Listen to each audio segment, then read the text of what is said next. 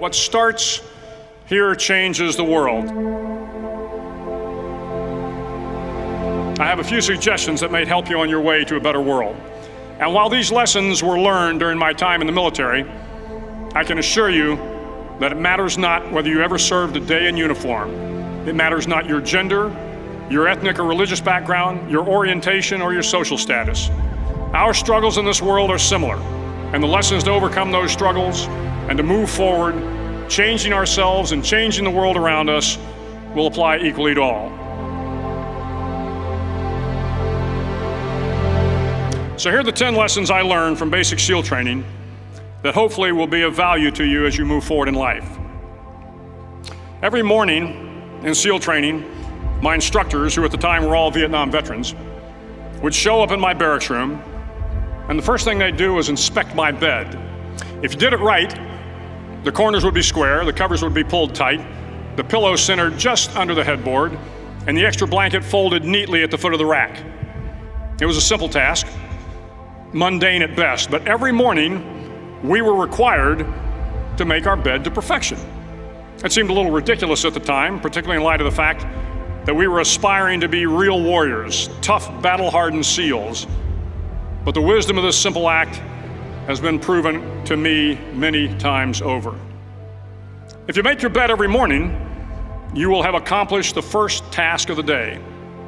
It will give you a small sense of pride, and it will encourage you to do another task, and another, and another. And by the end of the day, that one task completed will have turned into many tasks completed. Making your bed will also reinforce the fact that the little things in life matter. If you can't do the little things right, you'll never be able to do the big things right. And if by chance you have a miserable day, you will come home to a bed that is made, that you made. And a made bed gives you encouragement that tomorrow will be better.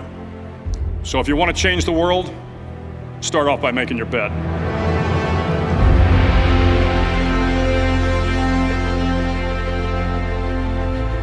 During SEAL training, the students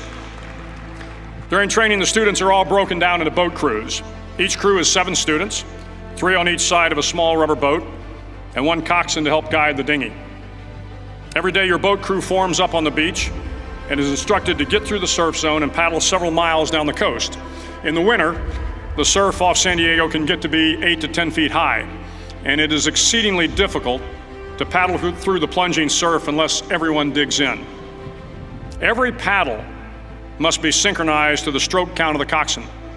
Everyone must exert equal effort, or the boat will turn against the wave and be unceremoniously dumped back on the beach. For the boat to make it to its destination, everyone must paddle. You can't change the world alone. You will need some help. And to truly get from your starting point to your destination takes friends, colleagues, the goodwill of strangers, and a strong coxswain to guide you. If you want to change the world, find someone to help you paddle. Over a few weeks of difficult training, my SEAL class, which started with 150 men, was down to just 42. There were now 6 boat crews of 7 men each. I was in the boat with the tall guys, but the best boat crew we had was made up of the little guys, the Munchkin crew, we called them. No one was over 5'5". The Munchkin boat crew had 1 American Indian, 1 African American, 1 Polish American, 1 Greek American, 1 Italian American, and 2 tough kids from the Midwest. They out-paddled, outran, and outswam all the other boat crews. The big men in the other boat crews would always make good-natured fun of the tiny little flippers the Munchkins put on their tiny little feet prior to every swim. But somehow these little guys from every corner of the nation and the world always had the last laugh, swimming faster than everyone and reaching the shore long before the rest of us. SEAL training was a great equalizer. Nothing mattered but your will to succeed, not your color, not your ethnic background, not your education, not your social status. If you want to change the world, measure a person by the size of their heart, not by the size of their flippers. Several times a week, the instructors would line up the class and do a uniform inspection. It was exceptionally thorough. Your hat had to be perfectly starched, your uniform immaculately pressed, your belt buckle shiny and void of any smudges. But it seemed that no matter how much effort you put into starching your hat or pressing your uniform or polishing your belt buckle, it just wasn't good enough. The instructors would find something wrong. For failing the uniform inspection, the student had to run, fully clothed, into the surf zone. Then wet from head to toe, roll around on the beach until every part of your body was covered with sand. The effect was known as a sugar cookie. You stayed in the uniform the rest of the day, cold, wet, and sandy. There were many a student who just couldn't accept the fact that all their efforts were in vain, that no matter how hard they tried to get the uniform right, it went unappreciated. Those students didn't make it through training. Those students didn't understand the purpose of the drill. You were never going to succeed. You were never going to have a perfect uniform. The instructors weren't going to allow it. Sometimes, no matter how well you prepare or how well you perform, you still end up as a sugar cookie. It's just the way life is sometimes. If you want to change the world, get over being a sugar cookie and keep moving forward. Every day during training, you were challenged with multiple physical events: long runs, long swims, obstacle courses, hours of calisthenics, something designed to test your mettle. Every event had standards, times you had to meet. If you failed to meet those times, those standards, your name was posted on a list, and at the end of the day, those on the list were invited to a circus. A circus was 2 hours of additional calisthenics, designed to wear you down, to break your spirit, to force you to quit. No one wanted a circus. A circus meant that for that day, you didn't measure up. A circus meant more fatigue, and more fatigue meant that the following day would be more difficult and more circuses were likely. But at some time during SEAL training, everyone made the circus list. But an interesting thing happened to those who were constantly on the list. Over time, those students who did 2 hours of extra calisthenics got stronger and stronger. The pain of the circuses built inner strength and physical resiliency. Life is filled with circuses. You will fail. You will likely fail often. It will be painful. It will be discouraging. At times, it will test you to your very core. But if you want to change the world, don't be afraid of the circuses. At least twice a week, the trainees were required to run the obstacle course.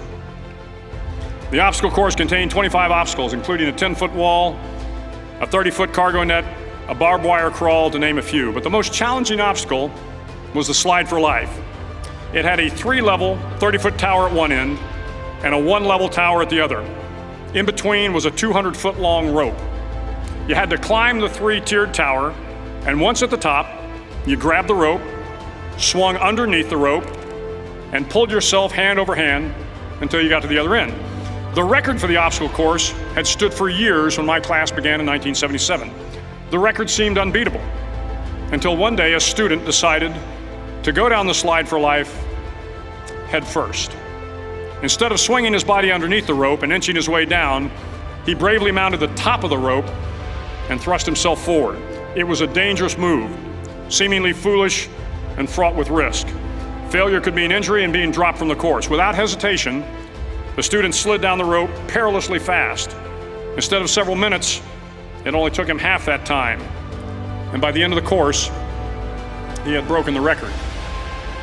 If you want to change the world, sometimes you have to slide down the obstacles head first. During the land warfare phase of training, the students are flown out to San Clemente Island, which lies off the coast of San Diego.